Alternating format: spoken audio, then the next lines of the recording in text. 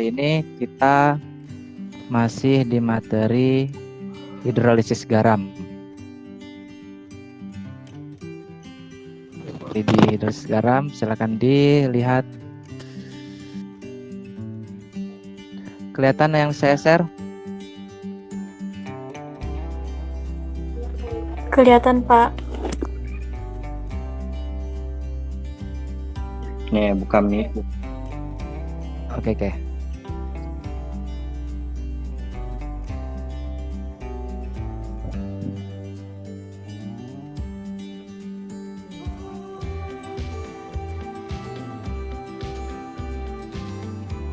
Oke, kita mulai.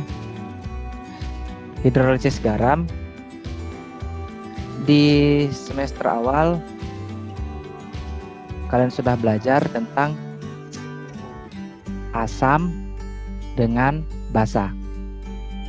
Jadi ketika larutan asam direaksikan dengan larutan basa, itu akan terbentuk senyawa yang namanya garam. Ingat ya, ketika asam direaksikan dengan basa, maka akan terbentuk senyawa garam. Jika larutan garam itu kita larutkan ke dalam air, maka akan ada dua hal kemungkinan yang terjadi. Ingat ya, ketika garam dilarutkan ke dalam air, maka ada dua hal yang akan terjadi.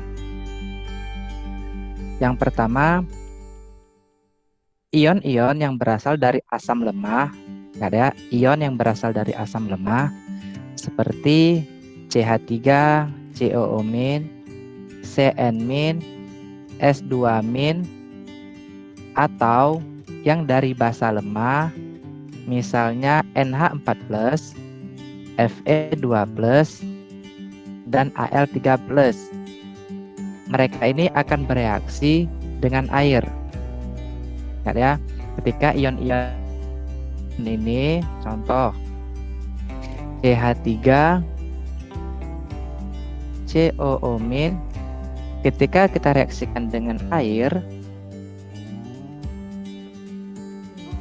itu akan menghasilkan CH3 COOH ditambah dengan OH-. Oke, saya ulangi. Jika atau basa lemah akan bereaksi dengan air. Reaksi itu namanya hidrolisis. Contoh CH3COO- ketika kita reaksikan dengan H2O, ingat ya, H2O ini adalah air, maka akan menghasilkan CH3COOH ditambah OH-. Hidrolisis ini artinya dia akan terurai menghasilkan OH-. Contoh yang kedua, kita ambil dari basa lemah, misalnya NH4. NH4+, ketika kita reaksikan dengan air, itu akan menghasilkan NH4OH ditambah H+. Jadi ketika dari basa lemah, ion yang dari basa lemah itu akan menghasilkan ion H+. Yang dari asam lemah menghasilkan ion OH-.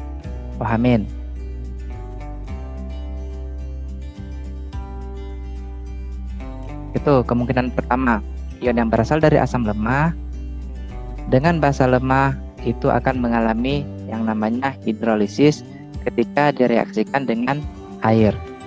Kemungkinan kedua, itu yang dari asam kuat dan basa kuat, itu ketika kita reaksikan dengan air, kita akan terjadi hidrolisis. Contohnya misalnya Na+, kita reaksikan dengan air, itu tidak akan terjadi reaksi.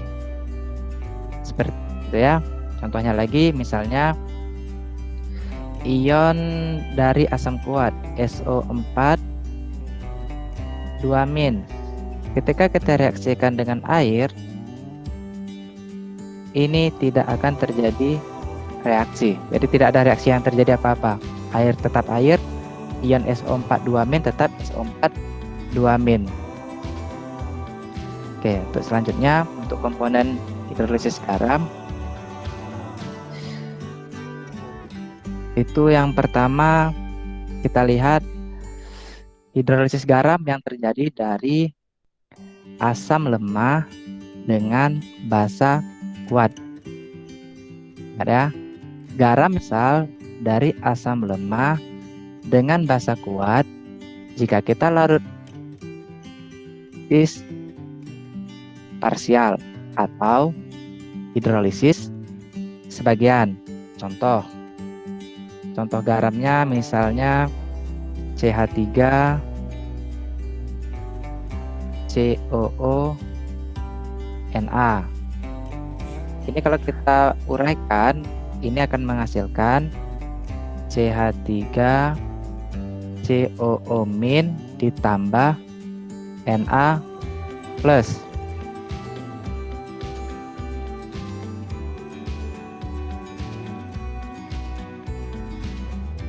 Ya, ini garam. CH3COO Na ini adalah garam. Garamnya dari mana? Asam lemah dan basa kuat. CH3COO Na ini dari CH3COOH. Ingat ya, Na ini NaOH. Jadi asam lemahnya ini CH3COOH, basa kuatnya adalah NaOH. Nah, ini ketika kita uraikan menjadi ion-ionnya, CH3COONa menjadi CH3COO- ditambah Na plus. Nah, bagaimana dia terjadi hidrolisis? Harus kita reaksikan dengan air. Jadi ion-ion ini CH3CONa dengan Na plus, misal CH3COO- itu kita reaksikan dengan air, ini akan mengalami yang namanya hidrolisis. Ini akan menjadi CH3COOH ditambah OH-, ya. Ini ion yang berasal dari asam lemah. Yang Na, karena dia berasal dari basa kuat, Na plus ketika kita reaksikan dengan air, maka dia tidak akan mengalami reaksi. Nah, itu dia makanya dibilang hidrolisis sebagian, karena hanya satu komponen ion yang mengalami hidrolisis, yaitu yang dari asam lemah. Yang dari basa kuatnya tidak mengalami hidrolisis. Paham untuk yang komponen pertama? Ya, Pak. Saya mudah-mudahan bisa diikuti. Nah, untuk mencari pH larutan garam ini dapat ditentukan dengan persamaan. Nah, kita sudah mulai ke rumus. Itu untuk konsentrasi dari OH-nya, itu pakai rumus akar KH dikali konsentrasi dari garam.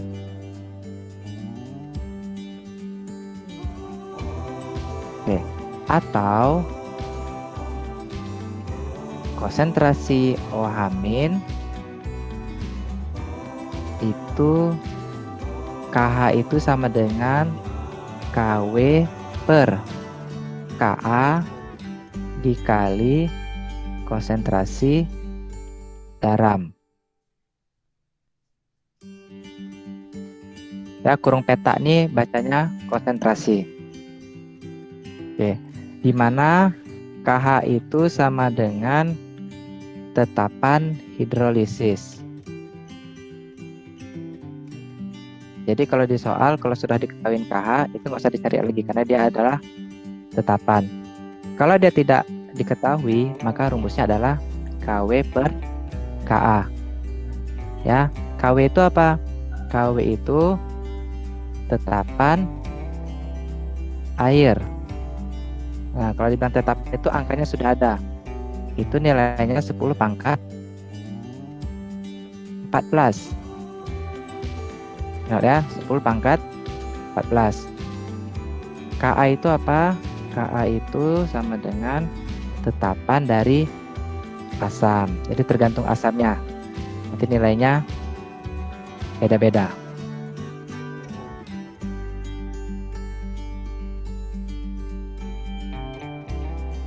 Bisa ya? Untuk rumus? Ya, Pak. Oke. Oke, saya revisi. Untuk tetapan air ini ada minnya ya. 10 pangkat min 14.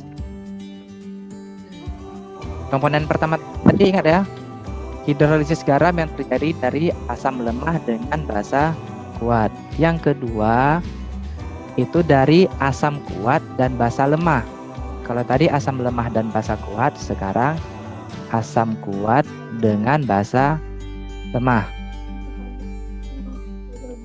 Oke, garam yang berasal dari asam kuat dan basa lemah, jika kita larutkan dalam air, juga akan mengalami yang namanya hidrolisis sebagian. Jadi hanya salah satu komponen dari ionnya yang mengalami reaksi. Kita ambil contoh NH4Cl. NH4Cl. NH4Cl ini dari asam kuat dan basa lemah. Yang mana asam kuatnya? Asam kuatnya itu HCl. Basa lemahnya NH4OH. Ini asal garamnya. Ya, ini garamnya. Ini basa lemah, ini asam kuat. Basa asam membentuk garam NH4Cl. Kalau kita uraikan menjadi ion-ionnya, itu menjadi NH4+ ditambah Cl-. Ini ya, NH4+ tambah Cl-. Ini ionnya, ada ion NH4+, ada ion Cl-. Kalau ionnya kita reaksikan dengan air, misal NH4+, kita reaksikan dengan air, itu akan menghasilkan NH4OH ditambah H+. Sedangkan yang Cl-, ketika kita reaksikan dengan air, dia tidak akan mengalami reaksi. Karena apa? Karena ion Cl- ini dari asam kuat. Ingat ya, asam kuat dan basa kuat, ionnya itu ketika kita reaksikan dengan air tidak akan mengalami reaksi. Nah, makanya garam yang berasal dari asam kuat dengan basa lemah akan mengalami hidrolisis sebagian ketika kita larutkan di dalam air. Kenapa sebagian? Karena hanya satu komponen yang bereaksi. Siapa dia tadi nih? NH4+. Oke. Cl-nya tidak bereaksi.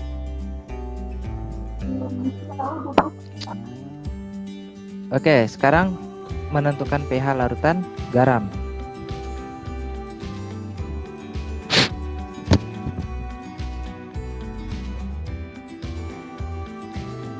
Untuk penentuan konsentrasi dari H+, itu rumus yang dipakai tetap sama, ada KH dikali konsentrasi dari garam. Atau konsentrasi dari H+ itu sama dengan KW per KB dikali konsentrasi garam. Di mana KH tetap namanya tetapan hidrolisis,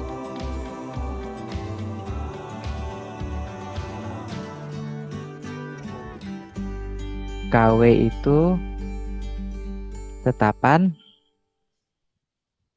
air, nilainya berapa tadi? 10 pangkat min 14. Oke. KB, kalau tadi Ka adalah tetapan ionisasi dari asam, jadi kalau KB adalah tetapan ionisasi dari basa. Nilainya tergantung dari ion basanya. Ya. Oke.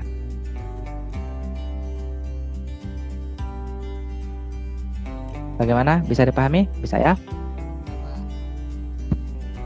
Jadi nanti kalau sudah dapat OH-, ketika ketemu OH- atau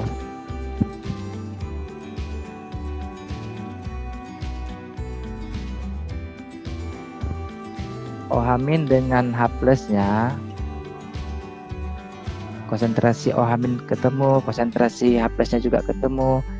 Itu untuk mencari pH dari OH- ini kita ke POH dulu. POH itu sama dengan min log dari konsentrasi OH-. Ketika POH-nya sudah dapat, baru kita bisa cari yang namanya pH. pH-nya itu 14 dikurang POH. Nah, seperti ya kalau ditanya pH, cari dulu OH-. OH- kan tadi sudah ya rumus di awal. Ketika sudah ketemu konsentrasi OH-, masukkan ke rumusnya. POH sama dengan min log dari konsentrasi OH-. Ketemu nilai POH, baru bisa dapat nilai pH. Nilai pH itu sama dengan 14 dikurang POH. Yang untuk H+,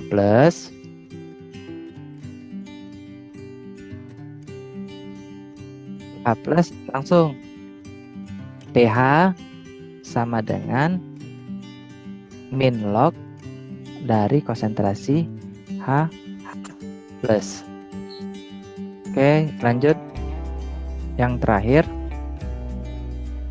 yang pertama tadi garam yang berasal dari asam lemah dan basa kuat. Yang kedua dari asam kuat dan basa lemah. Sekarang garam yang berasal dari asam lemah dan basa lemah. Nah, ini sama-sama lemah.